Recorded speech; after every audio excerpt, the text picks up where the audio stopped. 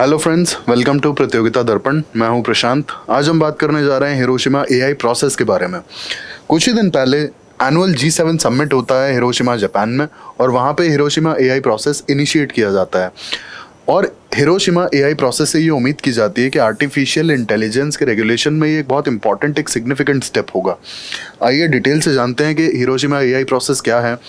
अब Hiroshima AI process ये international discussions regarding AI governance as well as interoperability से related होगा, और इसका जो एंड गोल होगा, it is to establish trustworthy AI. अब एआई में बहुत सारी चीज़ें हैं, कोई भी टेक्नोलॉजी आती है तो ऑब्वियस सी बात है कि उसका मिसयूज़ भी हो सकता है।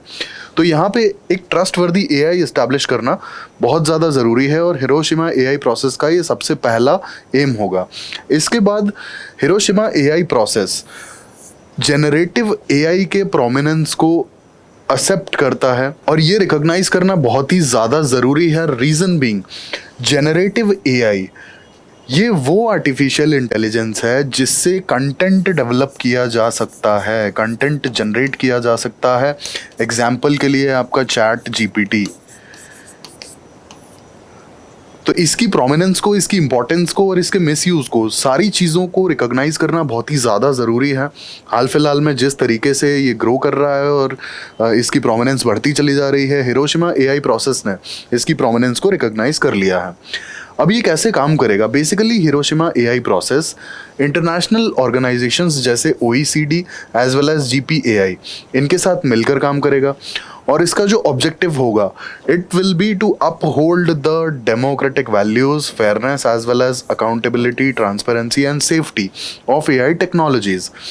अब आप देख सकते हैं कि एआई अगर मिसयूज कोई करना चाहे एआई का, तो बहुत ईजिली किया जा सकता है, क्योंकि ग्रोइंग टेक्नोलॉजी है और जितना डेटा अवेलेबल है,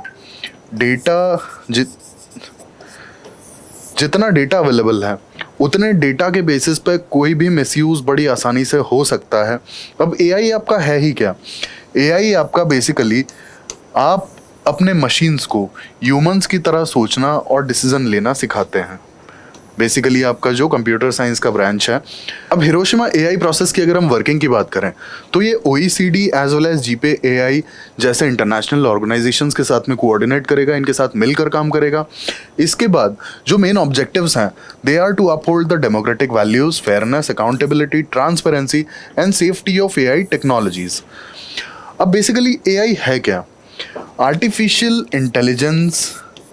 हम अपने कंप्यूटर्स को ह्यूमंस की तरह सोचना सिखाते हैं। That's what is artificial intelligence. Humans बिना किसी ह्यूमन कमांड, कंप्यूटर्स बिना किसी ह्यूमन कमांड के अगर डिसीजंस ले पाएंगे और ले रहे हैं, that's what is artificial intelligence. अब यहाँ पे डीप लर्निंग का बहुत बड़ा रोल आता है, डेटा का बहुत बड़ा रोल आता है, ठीक है। अब जितना ज़्यादा डेटा प्रोवाइडेड होगा, जितना ज़्यादा कंप्यूटर्स या सॉफ्टवेयर्स एनालिसिस कर पाएंगे, उतना अच्छे से वो डिसीजन ले पाएंगे, और यही होता है बेसिकली एआई। अब आप सोचिए कि डेटा ऑब्वियसली अवेलेबल है, और क्योंकि जितने भी सिस्टम्स हैं बहुत ही ज़्यादा फुल प्रूफ तो है नहीं।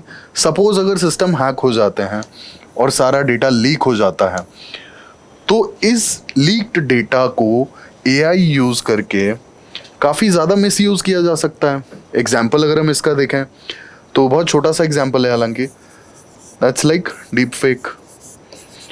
अगर किसी का डेटा लीक हो जाता है और आप एआई और मशीन लर्निंग को यूज़ करके डीप फेक बना देते हैं, तो लोगों की लाइफ ख़राब हो जाती है, ठीक है।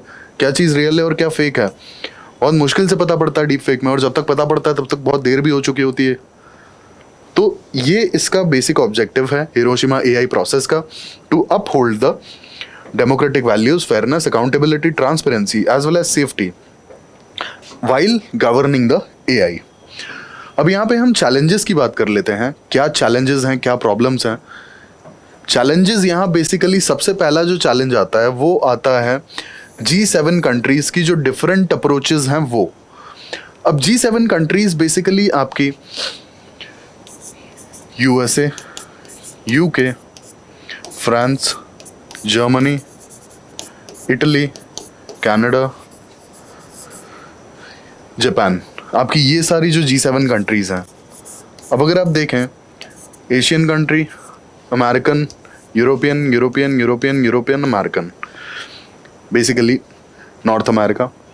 अब यहाँ पे जब इतने सारे कॉन्टिनेंट्स इन्वॉल्व हैं तो ऑब्वियस सी बात है कि सबके रूल्स एंड रेगुलेशंस भी अलग होंगे। अगर आप यूके, फ्रांस, जर्मनी, इटली को हटा दें तो ये चारों यूरोपियन कंट्रीज़ हैं। यहाँ पे जो रेगुलेशन होगा, जो अप्रोचेज होंगी वो सिमिलर हो सकती हैं। But Japan, Asian country, US, Canada, north American, तो यहाँ पे तो इश्यूज आने ही आने हैं ना, क्योंकि यहाँ पे 3 तरह के हमें रेगुलेशंस देखने को मिल सकते हैं। ठीक है, तो ये जो डिफरेंट अप्रोचेज होंगी ये सबसे बड़ा प्रॉब्लम है। ठीक है, एआई को रेगुलेट करने के लिए। दूसरा, मल्टीपल स्टेक होल्डर्स को इन्वॉल्व करके एक बैलेंस्ड अप्रोच डेवलप करना, और वो भी इतनी डाइवर्सिटी के साथ में, और सारी G7 कंट्रीज़ को साथ ले करके, ये एक बहुत टफ चैलेंज होगा, बहुत बड़ा टास्क होगा। अब यहाँ पर अगर हम आउटकम की बात करें तो यहाँ 3 आउटकम्स हो सकते हैं।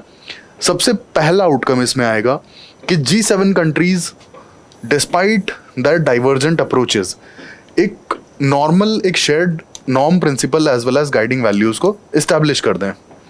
ठीक है, मतलब बेसिकली इनकी डाइवर्जेंट या अलग अलग अप्रोचेस हैं, लेकिन इसके बावजूद भी ये शेयर्ड या फिर कॉमन प्रिंसिपल्स पे आके खड़ी हो जाएं। अप्रोचेस भले ही इनके अलग हों, लेकिन जो प्रिंसिपल्स होंगे एआई गवर्न करने के, वो मोर और लेस सिमिलर होंगे और सेम उसमें प्रोसीड करेंगे साथ में। सेकंड इसका आउटकम हो सकता है कि Hiroshima AI process totally fail हो जाए एक मीनिंगफुल सोल्यूशन देने के लिए। कोई भी मीनिंगफुल सोल्यूशन ना निकल पाए एआई गवर्न करने के लिए। दूसरा आउटकम ये भी हो सकता है, क्योंकि हमने यहाँ पे देख लिया बहुत ज़्यादा डाइवर्जेंट व्यूज़ हैं सारी G7 कंट्रीज़ के। तीसरा आता है कि यहाँ पे एक मिक्स्ड आउटकम निकले, कि एक सोल्यूशन तो निकल आए लेकिन कोई कॉमन ग्राउंड ना मिल पाए, कोई कॉमन ग्राउंड, कॉमन प्रिंसिपल वो ना निकल पाए। एआई को गवर्न करने के लिए एक सोल्यूशन तो मिल जाएगा, लेकिन कोई कॉमन प्रिंसिपल या कोई कॉमन ग्राउंड इस्टेब्लिश ना हो पाए, ये भी एक चीज़ हो सकती है। अब यहाँ पे सबसे बड़ा प्रॉब्लम आता है एआई गवर्न करने के लिए आईपीआर का।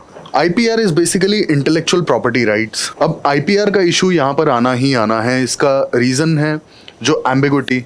ठीक है, अब एम्बिग्विटी की वजह से होगा क्या, जैसा कि हमने देखा कि हर जगह पर एज इन हर कंट्री के अपने अपने रेगुलेशंस हैं, और जब G7 कंट्रीज़ के सिमिलर रेगुलेशंस नहीं हैं तो ऑब्वियस सी बात है कि सारी कंट्रीज़ के या फिर अदर कंट्रीज़ के तो हो ही कैसे सकते हैं।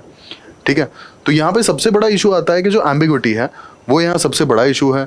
और अगर कोई भी तरह का डेटा यूज़ किया जाता है तो यहाँ पे हर कंट्री के, हर स्टेट के अपने अपने सेपरेट डिसीजंस होंगे, और बहुत ही ज़्यादा डाइवर्जेंस है यहाँ पे। ठीक है, आप ऐसे समझिए कि जैसे कहीं पे होता है कि ड्राइविंग के जो होते हैं, कहीं पे लेफ्ट हैंड ड्राइविंग है, कहीं पे राइट हैंड ड्राइविंग है, तो हर कंट्री में जब ड्राइविंग सिमिलर नहीं है तो ऑब्वियस सी बात है कि आईपीआर और एआई के जो इश्यूज आएंगे वो कैसे सिमिलर हो सकते हैं। ठीक है, अब यहाँ पे हिरोशिमा एआई प्रोसेस का क्या रोल हो सकता है। बेसिकली यहाँ पे clear rules as well as principles को इस्टेब्लिश कर दिया जाए और एक कंसेंसस को इस्टेब्लिश किया जाए, साथ सारी कंट्रीज साथ में आए और एक कंसेंसस इस्टेब्लिश हो जाए। अब एक और इशू यहाँ पे ये आएगा, वो इशू है कंसेंसस का।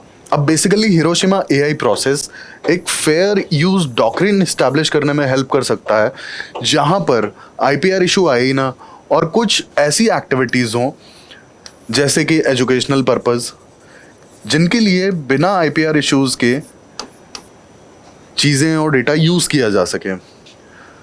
देन एक कॉमन गाइडलाइन डेवलप की जा सकती है G7 कंट्रीज़ को द्वारा, जिससे कि कॉपीराइट मटेरियल को यूज़ करने के लिए क्लियर हमें रास्ता दिखाई दे।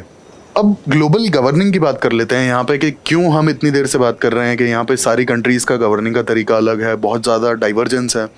तो यहाँ पे सबसे पहले हम इंडिया की बात करते हैं।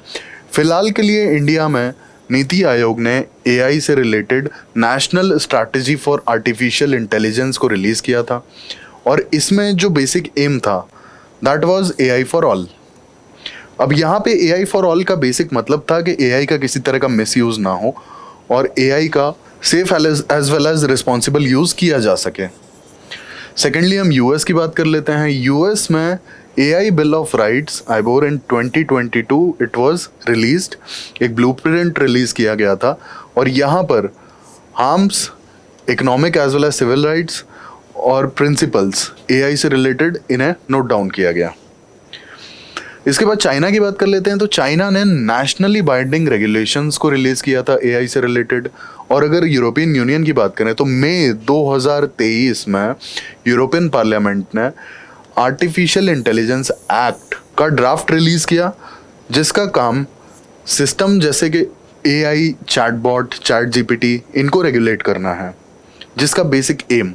अब यहाँ पर अगर हम वे फॉरवर्ड की बात करें तो वे फॉरवर्ड क्या हो सकता है, तो सबसे पहले इंडियन गवर्नमेंट ऐसे स्टेप्स ले सकती है जिससे एआई के बेनिफिट्स हम पूरे तरीके से रीप कर सकें, जैसे कि open source AI risk profile, research environments for testing. अब होता क्या है कि अगर जो एआई मॉडल्स हैं उन्हें प्रॉपरली टेस्ट नहीं किया गया या उन्हें प्रॉपरली चेक नहीं किया गया तो उनका मिसयूज़ बहुत इजीली किया जा सकता है। इस मिसयूज़ को रोकने के लिए हमें हाई रिस्क एआई मॉडल्स की प्रॉपर टेस्टिंग करनी ज़रूरी है और इसके लिए गवर्नमेंट परमिट कर सकती है। इसके अलावा open source AI risk profile भी देना बहुत ज़्यादा ज़रूरी है। जो भी एआई रिस्क हमें हमारे सामने आना चाहिए वो बहुत ज़रूरी है कि वो हमारे सामने आ जाए। फिर रेगुलेटरी फ्रेमवर्क इस्टेब्लिश किया जा सकता है, यहाँ पे सारी एआई की कैपेबिलिटीज़ को डिफ़ाइन कर दिया जाए, एज वेल एज एआई के मिसयूज़ को भी आइडेंटिफाई किया जाए। अब जैसा कि मैंने आपको बताया कि एआई बहुत इजीली मिसयूज़ किया जा सकता है। एग्जाम्पल हमने देखा था डीप फेक का, इस तरीके के बहुत सारे एग्जाम्पल हैं फेक न्यूज़ को फैलाने के लिए, ठीक है। इस तरीके के जितने भी होता है ना उल्टे सीधे काम है, एआई का अगर मिसयूज़ किया जाए तो वो इजीली पॉसिबल हैं। फाइनेंशियल फ्रॉड्स हैं, ये सब एआई का एक मिसयूज़ ही है और इन्हीं को रोकने के लिए हमें एआई गवर्निंग मैकेनिज्म चाहिए। अब एक और काम किया जा सकता है कि मैंडेटरी एक्सप्लेनेटिबिलिटी और इन एआई सिस्टम। अब एआई सिस्टम अगर बेसिकली मैंडेटरी एक्सप्लेनेबिलिटी यहाँ पे अगर इस्टेब्लिश कर दी जाती है तो बेसिकली यहाँ पे ट्रांसपेरेंसी काफ़ी हाई हो जाएगी और ट्रांसपेरेंसी अगर हाई होगी तो ऑब्वियस सी बात है कि किसी भी तरह के मिसयूज़ को रोका जा सकता है। लास्टली पॉलिसी मेकर्स एक बहुत ही फाइन बैलेंस इस्टेब्लिश कर सकते हैं regarding the regulation as well as the language, और सारे स्टेक होल्डर्स को ध्यान में रखते हुए प्रॉपर स्टेप्स लिए जा सकते हैं जिससे एआई का यूज़ भी हो और एआई के मिसयूज़ को भी कर्ब किया जा सके। क्योंकि हमें ये चीज़ पता है कि बिना टेक्नोलॉजी के आगे बढ़ना पॉसिबल नहीं होगा और जिस हिसाब से, जिस पेस से टेक्नोलॉजिकल वर्ल्ड ग्रो हो रहा है, टेक्नोलॉजी इज़ द फ्यूचर। और अगर एआई और AI as well as machine learning जैसी फ्यूचरिस्टिक टेक्नोलॉजीज से अगर हम पीछे रह जाते हैं तो वो भी सही नहीं है हमारी ग्रोथ के लिए। तो हमें ये ऑप्ट करना है, लेकिन हमें साथ के साथ ये भी ध्यान रखना है कि इसका किसी तरह का मिसयूज़ ना हो, किसी गलत पर्पज़ के लिए मिसयूज़ ना हो। अब जैसे एग्जांपल के लिए आप देखें एआई के अगर आप फ्यूचरिस्टिक यूज़ देखें तो आप देख सकते हैं कि व्हीकल्स में जो ऑटोमेटिक ड्राइविंग है, जो सेल्फ ड्रिवन व्हीकल्स हैं, वो भी तो एक तरीके से एआई ही हैं, ठीक है। सेल्फ ड्रिवन व्हीकल्स जो हैं, ऑटोमेटेड व्हीकल्स, ठीक है। अब यूजेस देखिए, इसके बाद होता है ना कि फेशियल रिकॉग्निशन टेक्नोलॉजी। तो इस तरीके के जितने भी पॉजिटिव यूजेस हैं हम इनको नज़रअंदाज नहीं कर सकते सिर्फ और सिर्फ इसलिए कि एआई टेक्नोलॉजी का मिसयूज़ किया जा सकता है। बट हमें जो मिसयूज़ है उसे रोकना होगा और यहाँ पर governance, regulation as well as policy makers का बहुत बड़ा रोल होगा। हमें business houses as well as हमारी कॉमन मैन सभी का ध्यान रखते हुए ये सारे डिसीजंस लेने होंगे। तो ये हमने बात की हिरोशिमा एआई प्रोसेस के बारे में और देखा कि एआई गवर्नेंस से रिलेटेड क्या क्या इश्यूज़ हैं और एक कॉमन प्लेटफॉर्म की ज़रूरत है। ऐसे ही इन्फॉर्मेटिव वीडियोज़ के लिए हमारे साथ जुड़े रहिए। Thank you, thanks for watching.